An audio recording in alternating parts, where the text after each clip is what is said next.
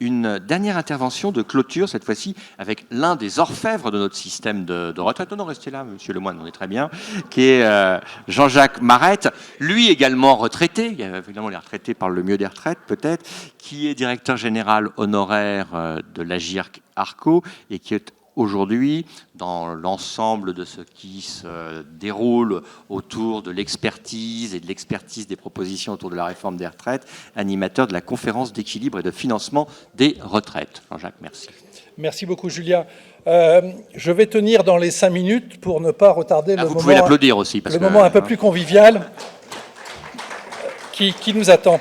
Je ne vais pas faire de synthèse puisque ces propositions très riches seront reprises dans le cahier Jonxiot. Je vais simplement tenter quelques observations sur la manière dont vos travaux et vos réflexions peuvent s'inscrire et nourrir le débat général sur la réforme des retraites, qui ne va pas manquer de mobiliser le pays, peut-être pendant la campagne, sûrement après.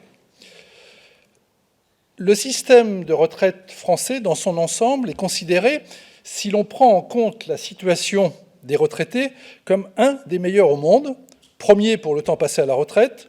Ça a été rappelé par Didier Blanchet, le pouvoir d'achat légèrement supérieur à celui de l'ensemble de la population et un taux de pauvreté de moins de 9% contre 14,6% pour l'ensemble de la population.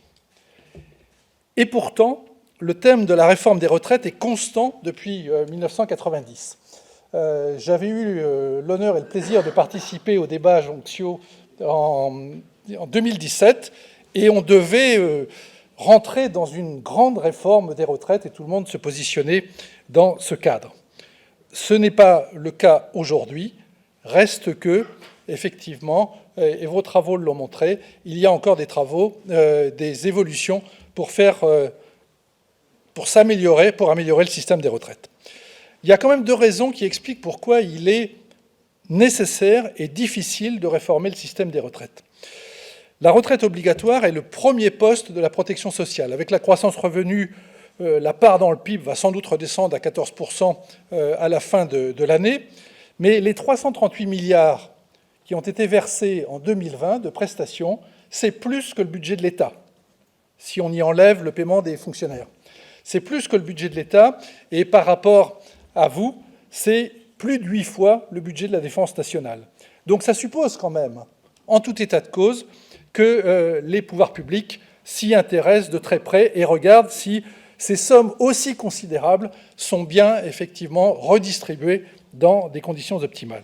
Et puis surtout, la retraite concerne intimement tous les Français. Et le petit film qu'on a vu le montre très clairement. Tous les Français dans leurs différentes situations, dans leurs différentes aspirations.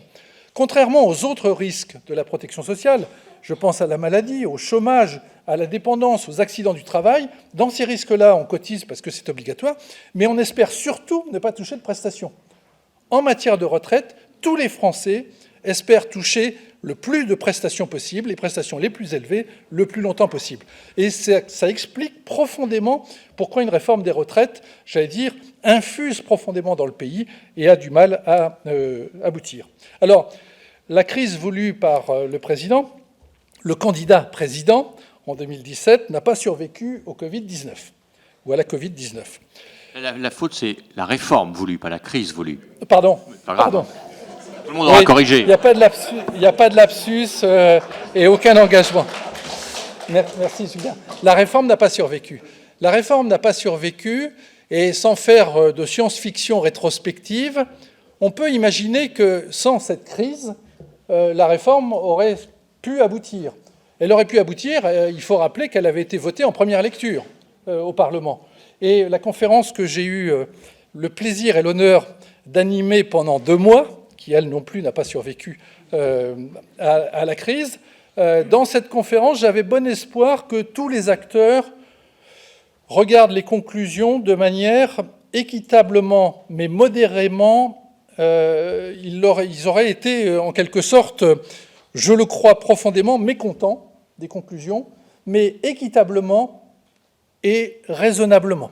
Donc on peut imaginer quand même qu'avec une seconde lecture en 49.3, cette réforme aurait pu être votée. Ça ne veut pas dire d'ailleurs que sa mise en œuvre aurait été facile, parce que, on le voit, et je crois que c'est très important de regarder les difficultés entre la réforme voulue en 2017 et le cheminement jusqu'en 2020, indépendamment effectivement de la crise.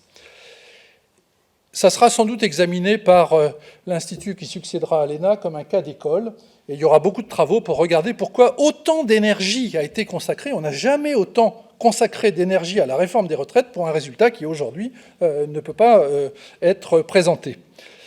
Je crois qu'une des principales raisons, et c'est celle sur laquelle je voudrais insister, c'est qu'on a asséné ex ante une solution simple, et qui s'est peut-être révélée simpliste, 1 euro cotisé produira les mêmes droits, qui réglerait tous les problèmes sans avoir suffisamment expliqué quels étaient les problèmes à régler dans le système actuel. Et je crois que c'est d'ailleurs quelque chose qu'on peut, étendre sans doute, de trouver une solution sans avoir expliqué pourquoi on fait cette réforme. Et au-delà de toutes ces qualités, le système français doit évoluer pour répondre à un triple défi, ce que j'appelle quelquefois la règle des 3 S. Le premier défi, c'est celui de la soutenabilité. Et ce défi a motivé toutes les réformes depuis 1990, et Didier Blanchet l'a très bien montré. La question se pose aujourd'hui de savoir s'il faut continuer dans les réformes paramétriques. Et je suis sûr que dans la campagne présidentielle, on se concentrera sur la question de l'âge, sur une réforme paramétrique idéale, avec ceux qui voudront effectivement repousser l'âge de la retraite, ceux qui voudront le redescendre, l'âge de la retraite, puisque on peut imaginer que certains candidats le diront. Par facilité médiatique et politique, on se concentrera sur ce sujet. Mais je pense qu'entre le système actuel et un système idéal, il y a des marges de progression. Déjà, définir ce que c'est que la soutenabilité d'un régime. À l'IRCANTEC, on sait ce que c'est que la soutenabilité d'un régime. À l'Agirc-Arrco, depuis l'accord de 2015, on a écrit ce que c'est la soutenabilité. En Allemagne, alors peut-être pas pour le régime concernant les prêtres, mais on sait que tous les ans, il y a un horizon qui est regardé à 15 ans. Est-ce que le système est soutenable autour d'un seul scénario économique ? Eh bien, je pense que pour éviter d'instrumentaliser les 12 scénarios du corps, moi je fais partie de cette noble institution et j'en suis effectivement très heureux, il y a aujourd'hui 12 scénarios, certains s'en servent pour dire qu'il faut faire une réforme, d'autres pour dire qu'il ne faut surtout pas faire de réforme. Je pense que définir la soutenabilité serait déjà un progrès significatif. Ce second défi, et c'est celui qui est le plus compliqué, c'est le défi de la solidarité entre les différents actifs, grosso modo. La solidarité intragénérationnelle. Dans cette solidarité, 1 euro cotisé produira les mêmes droits, mais on n'avait pas dit quels droits. Et par ailleurs, je pense qu'il est très important de prendre en compte le fait que de dire que tout le monde doit être traité de manière équitable ne veut pas dire que tout le monde doit être traité de la même manière. Et à l'évidence, devant les forces de défense et de sécurité, je pense que toute l'opinion publique est prête à admettre qu'il faut des règles spécifiques en termes d'âge, en termes de durée, en termes de retraite de manière générale, dans ce domaine-là. Cela dit, c'est un sujet très difficile, ça suppose de revenir sur des cas ou sur des statuts. Est-ce que le conducteur de bus à Paris doit-il être mieux traité que celui à Bordeaux ? C'est des questions qui doivent effectivement se poser. Est-ce qu'on a empilé les carrières longues, la pénibilité, tout ça est à peu près illisible. Est-ce qu'on peut revenir dans ces domaines-là ? Eh bien, je crois que dans ce domaine de la solidarité, il y a là encore des progrès à faire, et les travaux que vous avez faits sur la retraite supplémentaire s'inscrivent totalement dans ce débat-là. Je crois que la retraite supplémentaire est quelque chose qui peut tout à fait apporter un certain nombre de solutions pour régler au mieux, par rapport à un grand régime unique, les problèmes de solidarité.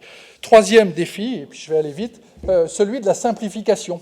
Alors, on a beaucoup parlé ce soir de la simplification, et il faut reconnaître qu'il y a aujourd'hui 42 régimes. Alors, bien évidemment, personne ne parle par les 42 régimes, mais les militaires passent par beaucoup de régimes, puisqu'on l'a rappelé aussi, ils ne font pas les militaires ne font pas toute leur carrière dans cette noble mission.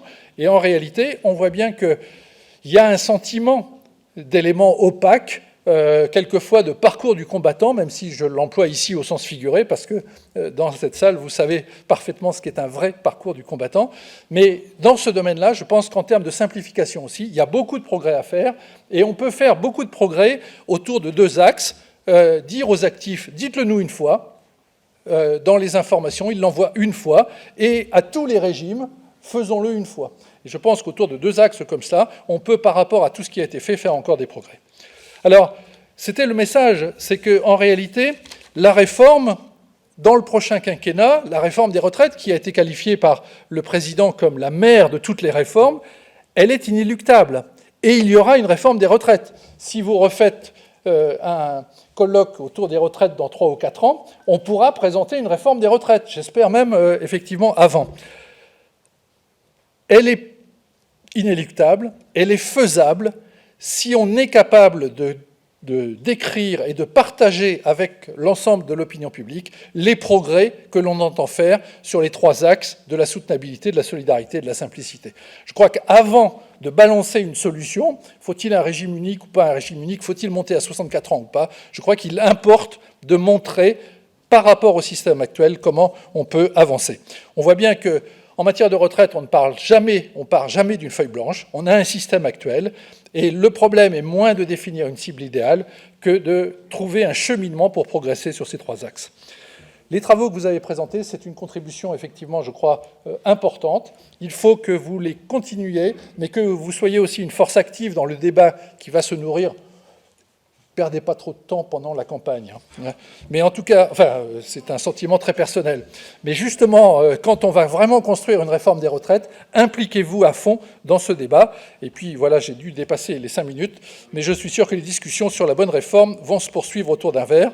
Si c'est la fin, merci beaucoup à ceux qui sont dans cette salle, merci beaucoup à tous les intervenants, avec une mention spéciale pour notre animateur.